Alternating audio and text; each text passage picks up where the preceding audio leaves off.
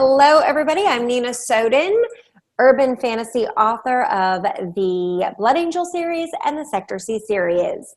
Today's special guest is Richard Fierce. Did I say that right? You did. All right. Richard is a fantasy and space opera author. He has been writing since he was a child, but he published his first work in 2007. Since then, he has written so many novels. I cannot even tell you all of them. Probably close to 20 novels, 20 stories, and tons of short stories. That just blows my mind I mean, it is absolutely amazing to me how quickly you must write. So in 2000, he won Poet of the Year for his poem, The Darkness. So we'll talk to him a little bit about that because I find that fascinating. He's married with 3 stepdaughters, 3 dogs, 3 cats, 2 ferrets, and a fish. God help him. His love affair with fantasy started back in high school when he received his first copy of Dragons of Spring Dawning. So tell us a little bit about that. Tell us about how finding a book that you absolutely loved has affected you as an author. Sure. It probably sounds crazy, but back when I was in middle school, beginning of high school, I actually hated reading. Didn't like it at all. Does And not sound crazy. I was the same yeah, way. yeah, okay, perfect. So I had been, given books through the library at the school for required reading, things like that. Nothing really piqued my interest. And a friend of mine, his mom was big into, fantasy and all that. And she was like, I can't believe you don't like reading. Read this book and then tell me you don't like reading after that. So I read the book, fell in love with fantasy, and have been a fan ever since. That is awesome. Now, your genre is fantasy and space opera. Now, Mhm. I know what fantasy is, but space opera, when I hear opera, I think over the top, musical, and I don't think book. So explain that genre to me, please. Sure. It's basically Star Wars. If you've seen Star Wars, Yeah, yeah. that's Who what's a hasn't? part of the space opera. Okay. Basically, it takes place in space or a planet that is not Earth, and it's got epic space battles, alien creatures. I don't know why Okay. they call it an opera, but that's the Okay. term, I guess. That makes sense to me now. I don't really understand the opera aspect, but it's an epic space story. So a lot of world building, a lot of character, creature building, that type of stuff. Yep, yep. Okay. So talk to me about your writing process and how you brainstorm your ideas and come up with your stories. Sure. So I used to be a complete pantser, so I didn't plot out anything. I would just sit down, write whatever came to mind, Yeah. and it all worked out in the end. That would used to take me about a year to write a book, doing that. Okay. And then I met some other authors who were actually making a living writing as indie writers. So I got a little focused, started thinking of it more as a business than just a hobby, and kind of went from there, and started learning about more about craft, Mhm. plotting out. So now I'm about a 50-50. So I will do a loose outline, when I have an idea, chapter by chapter, like this is the scene I have in mind, here's some details, and then as I write, I let the pantser part of me just kind of fill in the details. um, Okay. so it helps to be more productive that way for me, Okay. while still allowing the crazy creative part. Have you gotten to the point where you can do this full time? Are you a full time writer at this point? Not yet. My day job is working for a mobile app company. Okay. I'm operations manager there, so I do a lot of everything.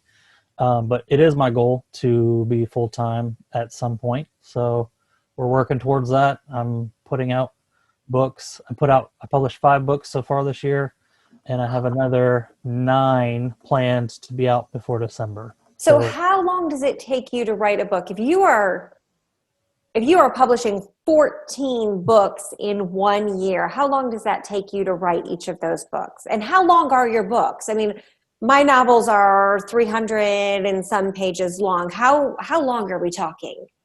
Well, the series that I launched at the beginning of the year, the five that I've already put out, they're novellas. So uh, Okay.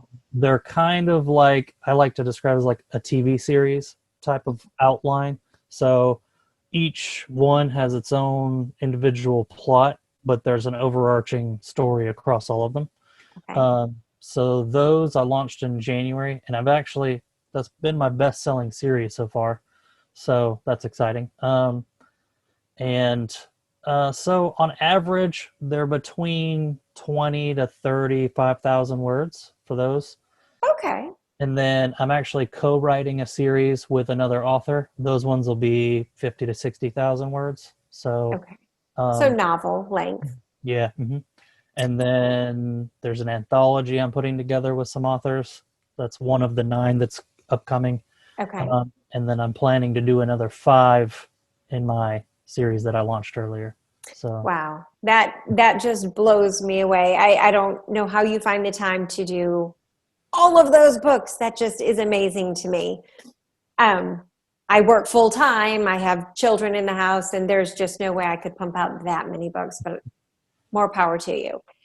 Let's talk a little bit about something that plagues some authors, writer's block. Do you believe in it? Do you not believe in it? If you do, if you ever have to deal with it, how do you deal with it?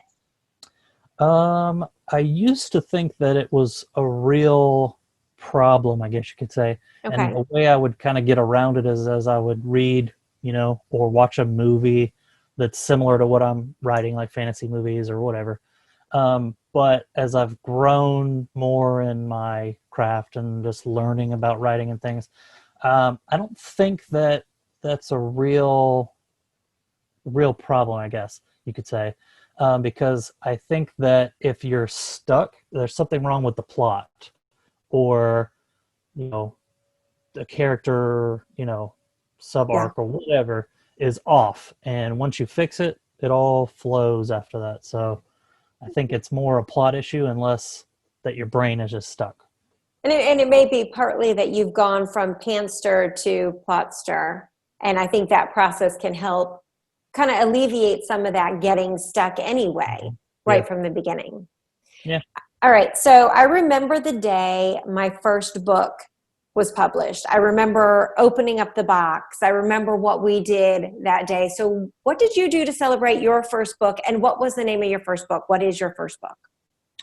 The first book that I published was a novella, and it's called The Last Page. It's written in first person, but it's a fantasy, a dark fantasy.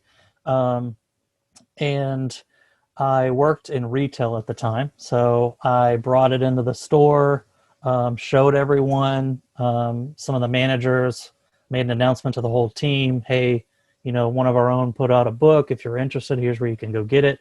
That's great. And the publishing company that I used at the time, because this was a while ago, they put it on. It was available on Target.com, and that's where I worked, was Target. So they were like, "You can go straight to our website and get it from there." So That's awesome. yeah, yeah. So I had pretty good reception. Lots of people bought it.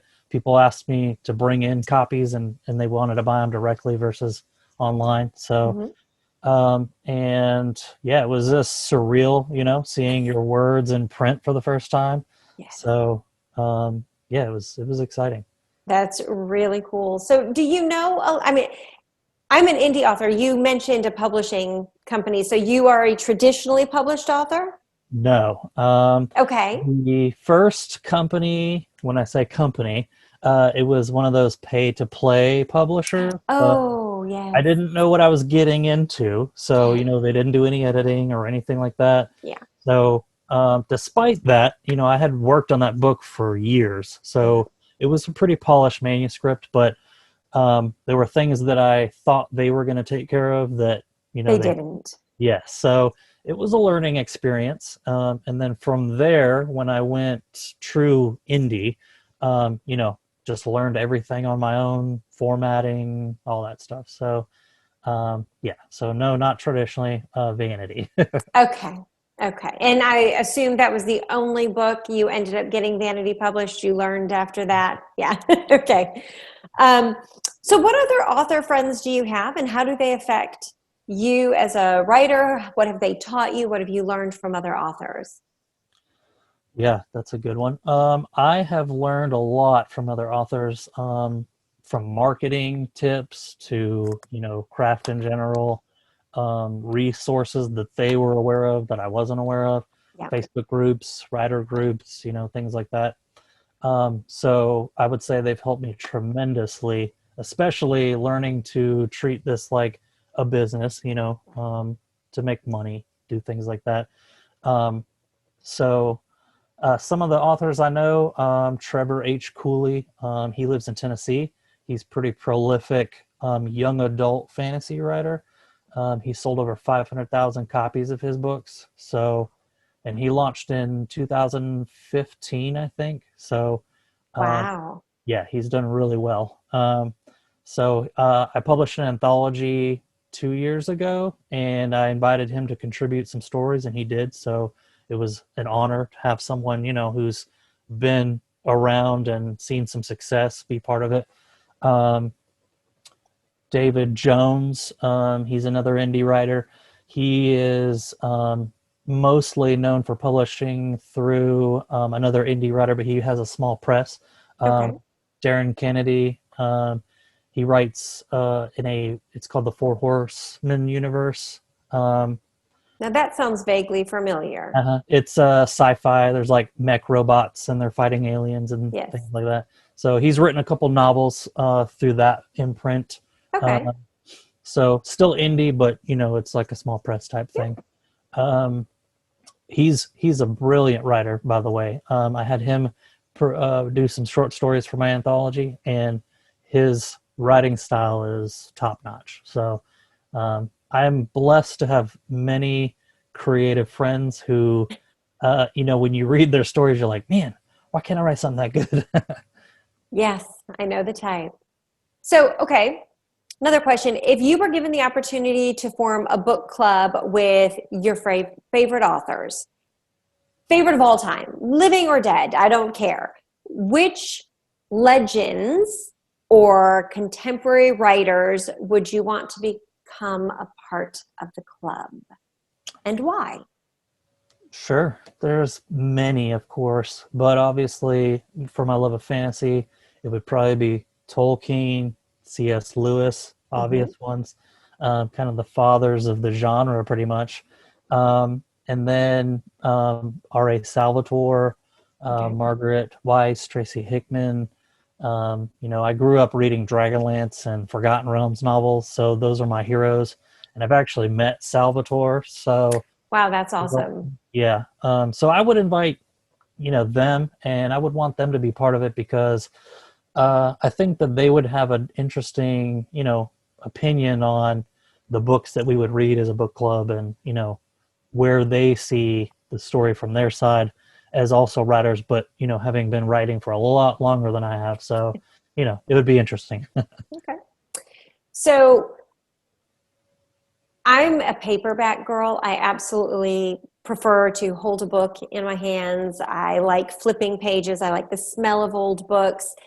But Kindle and Nook, all these ebook readers have come along and allowed you to actually have a library in your pocket. Mhm. So, how do you think ebooks and ebook readers have affected not only the industry, but the print industry and you as an author? And where do you see it going in the future in terms of how it's going to affect us as authors and readers? I think that the invention of ebooks has been a huge blessing for indie writers, because traditional publishing is so hard to get into. And most of that for a long time was just print. So I think that it has definitely changed the industry for the better, allowing, indie publishing like through Yeah. Amazon. But also, like, there's tons of great writers who, if they didn't publish through ebooks, you probably wouldn't even know who they are, never read their stories. So I think it's done wonders for, the indie community for sure. And I don't think print's going away because, like you, I favor the print, the Yeah. smell of the pages. There's just something about holding a physical book rather than flipping on a Yes. tablet or a phone. Um, but I do read a lot on my Kindle as well. So Yeah. I have a mix. I have a small library in my office here with books of all my favorite authors. But then I've Yeah. also got, like you said, a library on my Kindle. So, Yeah. um, but I don't think print's going away just because there's so many people who love the feel of that book in their hands. So, and your Kindle can die. You be somewhere you don't have a charger. If you have a real print book, you don't have to worry about that. That's right. That's true. It doesn't fade. Hmm. So, as an author, what do you find is the best marketing strategies that you use for all of us and those other authors out there? What do you recommend and what marketing strategies do you prefer? Sure. I've tried so many things, as creatives, you come up with creative ways to try to throw your book out there.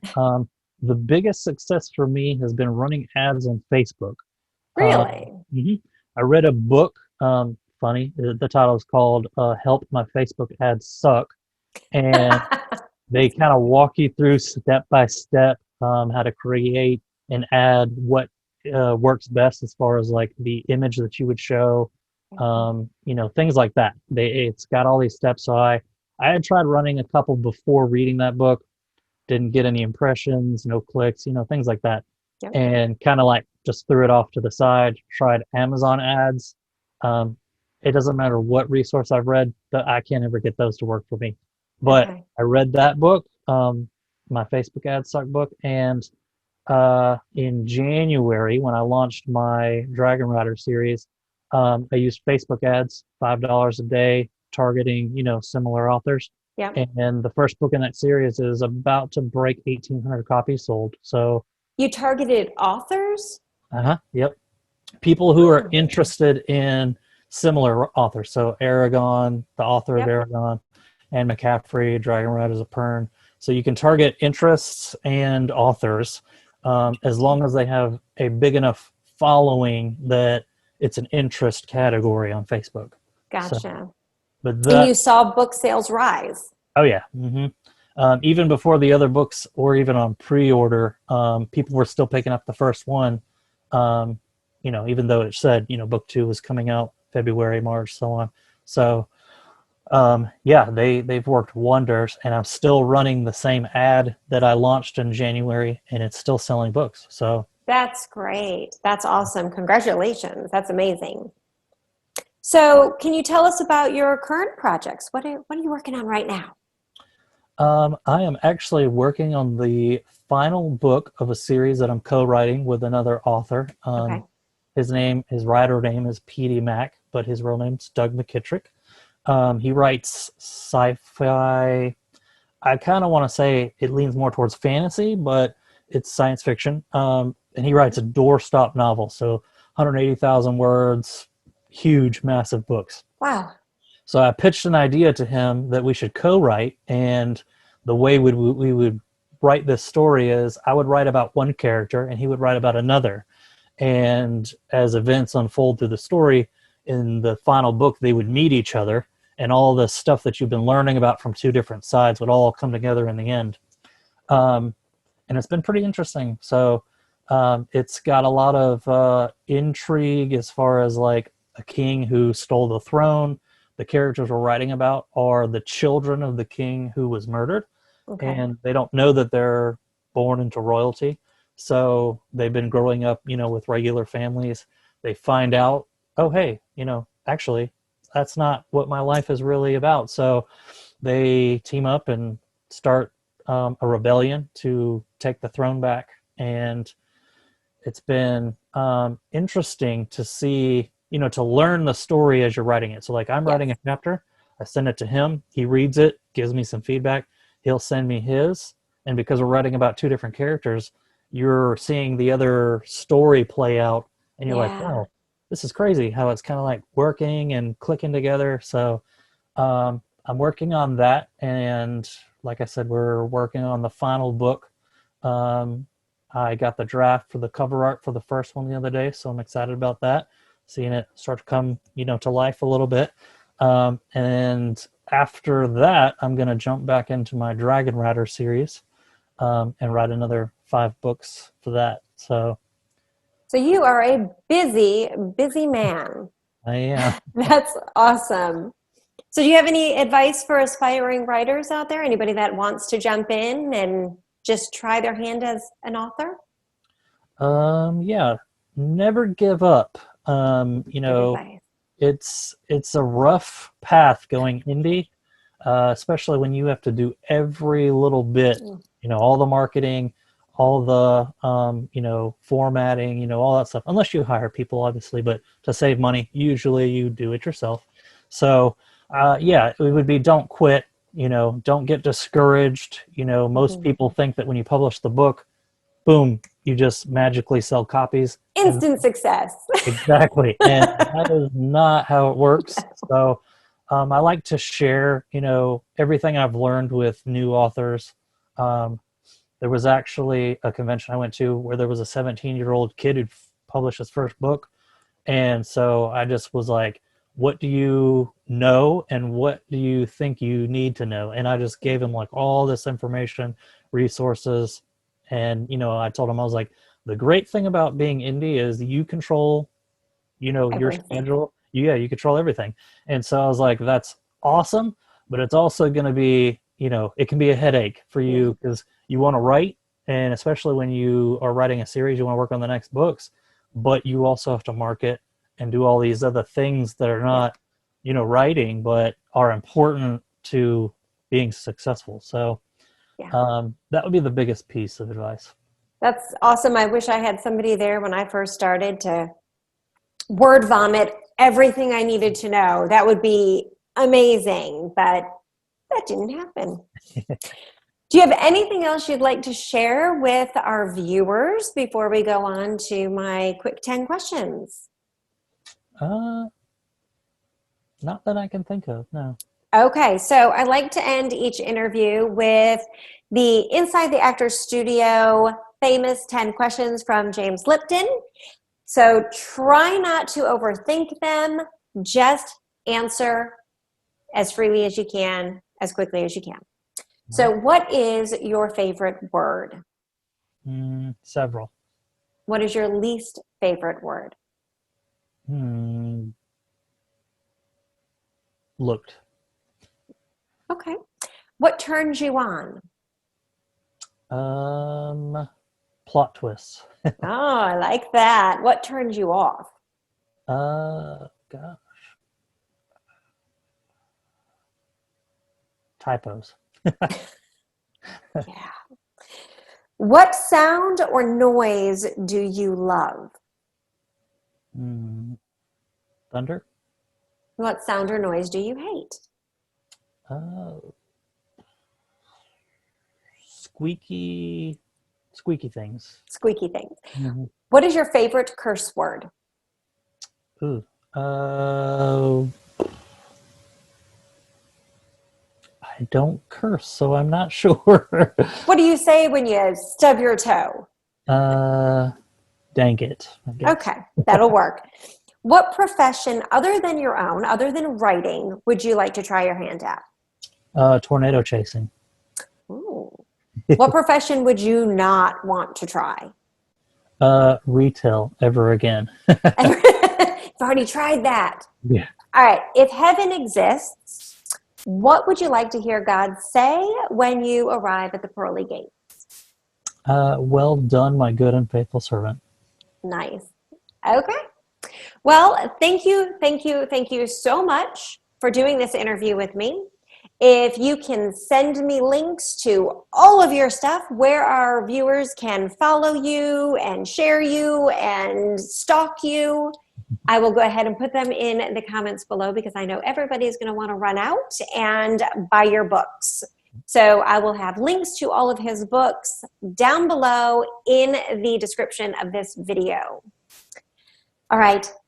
Thank you so much. This was a pleasure, and I hope you had as much fun as I did. I did. Thank you so much for the interview. Thank you.